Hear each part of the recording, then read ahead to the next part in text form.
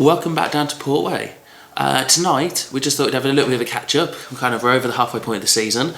So here I am with George to have a look at how it's all been going from your point of view anyway. So it's been a little while since we last spoke to you, George, and a lot has gone on in that time. It was very early on when you were last on, and obviously it takes time for a change of system, people to buy in, people just to learn it. So from pitch side, we've seen that develop, but how have you seen those changes happen in those intervening time? It's been a bit all over the place really. Some games it seems to be more set in than others. Normally the others, when it's not set in, are the ones where I have to put a shirt on. But no, it's been really encouraging. I think, especially probably the last game against Wheats and a few sort of other blips appearances, maybe against Southam, and especially this side of Christmas, for training as well. I think we've really started to click with it. I think from a general play perspective, I think it's very obvious the way we want to play. We want to play quite expansive rugby to a point where, you know, we are difficult to defend. I think from a defensive perspective, with what Mitch is trying to instill with them, you know, we're not overly sort of trying to push line speed at this current point. More about, you know, getting the player down and getting back on our feet to go again. And I think that's been quite successful as well. To force quite a lot of sort of mistakes as well, which is great, because definitely probably even before Christmas, from a scrum perspective, we've been very, very good. Line out is sometimes 50-50. We are getting there with it, but the Portway win never helps. But yeah, I think in general it's been really positive to see. The boys are really buying into it, and I think you see it when we score, especially. That the boys have got smiles across their faces, because it was a great team try, and that's on the way that we want to play, and hopefully, you know, from especially some of the games that we've played more recently for the guys that have come down and watched, you know, it is showing as well. Yeah, I think it really is, and some of the Wheat try-lights and stuff are great examples of all of that, as you've said. So obviously there has been tough times throughout that as well. But I think it's been noticeable in those tough matches is heads haven't really dropped. There's not lots of blaming going on, which can so easily happen. We're in a dogged focus on the next job and making sure that is achieved. So in those kind of tough games, what do you think has been the backbone to keeping that kind of focus? I think it comes from a number of things. I think for me, initially, it's probably the players having a little bit more confidence in the way that we want to play, that we know that we're as a team going to get chances to score, and that's probably showed as well, where we've come away in games we probably shouldn't come away with bonus points on tries or staying within the contest, when as it rightly said, it could have easily tipped the other way. And I think there's a bit of a togetherness this year, because we probably haven't had the season that we wanted. I mean, last time we spoke, and when we spoke at the start of the season, the whole ambition for this season was to get promoted, and that was very much driven from the players. And then when things don't go your way, it is very easy to blame people and blame structures and things like that, and we just haven't seen that from the players, which is great. And I think that's probably brought a lot of stuff together and meant that actually, as a group and the individual leaders, because of the injuries we've have had to become new players that have sort of took that on. And actually, it has been really positive to see that we have stuck in games, and you know, hopefully we can continue to build that resilience, and moving forward to the rest of the season, we stay on the correct side of it and start to build on results as well. Yeah, I mean, there is still a good amount of matches left to play, and upward mobility is very possible in that league at the minute and in that table. So to gather ourselves for this part of the season is still a very important component of that going forward. But saying about the changes we've seen across in performances and so on, a bit like you said, but the injury crisis we were in last time we spoke, which we're starting to get the other side of now, and players are not just returning but successfully returning, not getting re-injured and stuff. So a huge amount of credit has to go to the medical team and the work they're doing behind the scenes to try and get those players back. And if for no other reason, that you don't have to pull a shirt on again, it's very valid. It's very useful. Are you trying to say that I'm not good enough to put a shirt on, Trombers? Absolutely not. But it's hard to manage the team from the centre of the pitch. Yes. You can see a lot more from outside of it. Yes, and I prefer it. Absolutely. Outside of it. So I think the support the players are getting off the field has been really important this year, particularly with the injuries and stuff like that, getting them back. Yeah, a credit to Jake and the medical guys that he's brought in as well.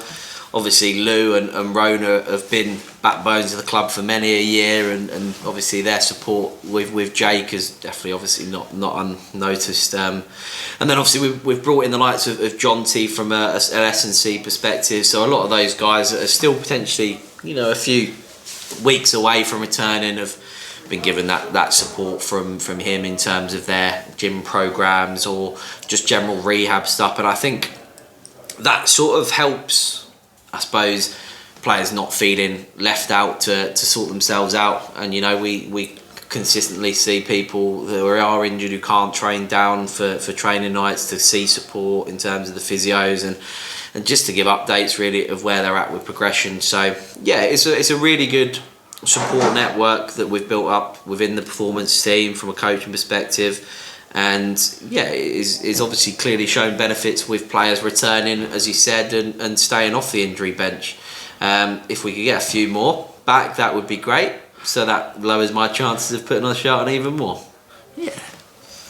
But, you know, we don't mind it occasionally. The occasional cameo. Yeah. Only for the twos. Thanks. That's all right. I'll hold you to that one. So, looking ahead to the rest of the season, we have got the Papa John's Cup to prepare for after the league, but we've got to focus on the league first and trying to wrap what's left of those fixtures up now as strongly as possible. So what is your aspiration for how the rest of this season looks? We just actually spoke about this, so I think especially off of this weekend's performance against Wheats, where actually from a game plan perspective was probably one of the clearest positive direction or the clearest step forward we've definitely seen in the way we play and the structure really coming together. I think the key for us is to continue building off of this weekend's result. We've got a big game against Colville, who, you know, played us at quite a vulnerable time of the season, and probably the scoreline flattered them very much so.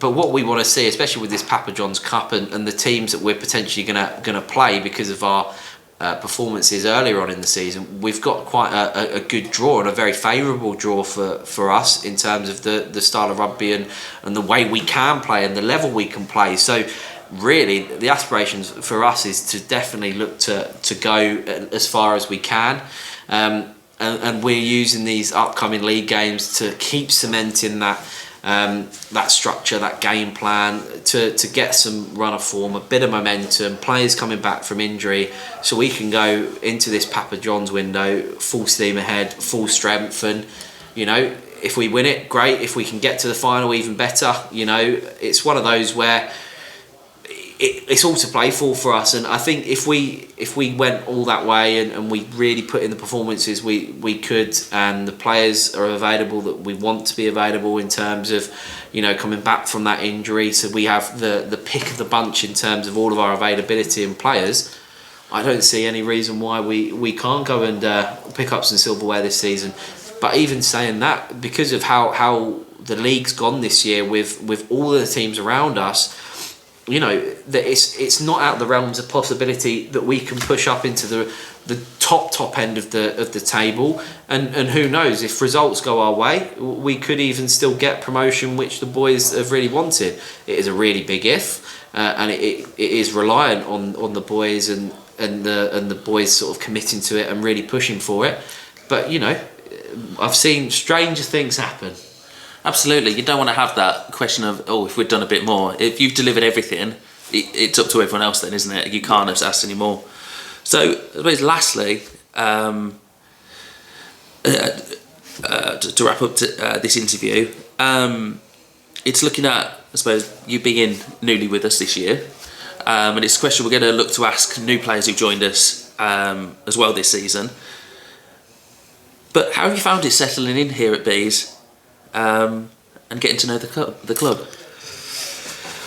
Oh, awful, mate. Awful. Haven't gone on with anybody. No, it's been really good. I think that the biggest thing that I've noticed, especially being an outsider, you know, although I know a few people involved with the club before, I've never been around this area for as long as I have now, and you know, there's a real sense of community. I know it's quite a cliche thing to say as a community and a family, but the club. But I think the club has been built with a strong backbone of people involved with it, and you can tell that by, you know, the 50, 60, 70 people, however many people come down and watch every home game.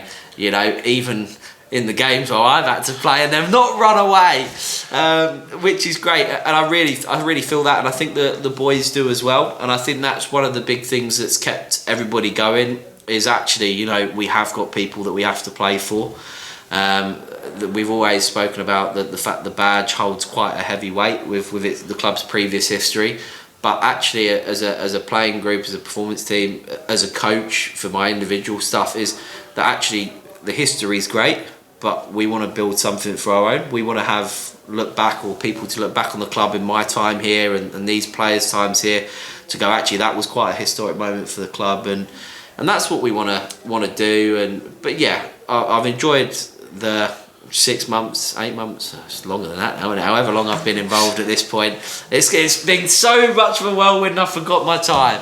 But no, as I said, I appreciate everybody that supports the club. It's great to be around, and even when I chat to everybody in the bar, I chat a lot to a lot of people in the bar, because everyone just loves talking rugby, which is great. Yeah. It's just great, and yeah, the club, even in the lows of this season, everyone's stuck by each other and pushed it, so it's a great feeling.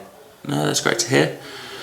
So, I mean, to feel a bit more of that, we can't wait to see you all back down at Portway once more, and we'll be looking forward to Colville at home, which should be a very exciting encounter. Yes, sir. Let's hope the rain stays off so we can play some filthy jouet once again. Absolutely. So yeah, brilliant. Cheers, George, and we'll see you all down at Portway. Sure.